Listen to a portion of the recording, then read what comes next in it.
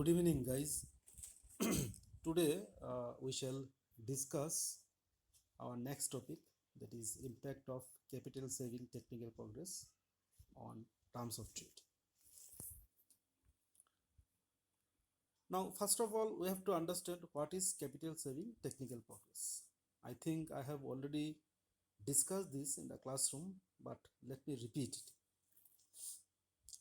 Capital saving technical progress is one when productivity of labor increases at a higher rate than that of capital.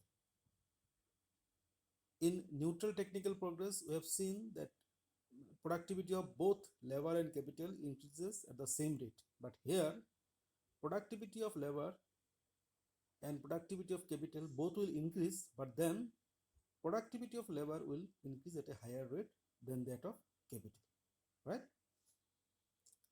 And therefore, it is also called capital saving technical progress. Why capital saving? Because at constant input price, producers would like to employ more labor than capital. So they will save capital and employ more labor.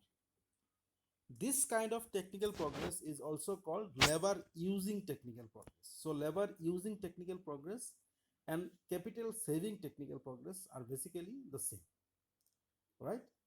So given this definition of capital saving technical progress, let us move on to our analysis part. So there are three parts in the discussion. In the first part, we will see the effect of CSTP, that is capital saving technical progress, on factor intensity, FI. In the next part, we will see the effect of factor intensity on output mix. And finally, we'll see the effect of output mix on terms of trade. The last part is as usual, which is already discussed under Rybczynski theorem. So I will not discuss it again here. You can use the same logic and discussion in case of capital saving technical progress also, right? Now,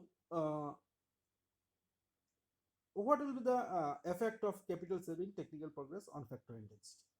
Now, it depends on in which sector this technical progress takes place. There are two sectors, one is manufacturing sector and the other is agricultural sector. Manufacturing sector is capital intensive in nature, whereas agricultural sector is labor intensive nature.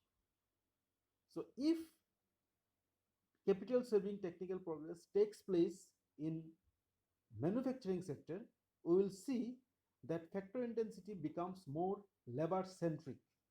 That is, after technical progress, both the sector would like to use more labor. Now, why they will use more labor? There are two reasons. First, labor has become more productive, so everyone would like to use more labor. And secondly, since technical progress has taken place in manufacturing sector, so manufacturing sector will increase its demand for both the inputs, labor as well as capital. But since it is capital intensive in nature, so the sector will demand more capital than labor. So there will be an scarcity of capital input in the economy, which will cause price of capital to increase. With the rising price of capital, the demand for capital will decrease and that of labor will increase. So these are the two reasons. I repeat the reasons. One, labor has become more productive, and second, price of capital has risen.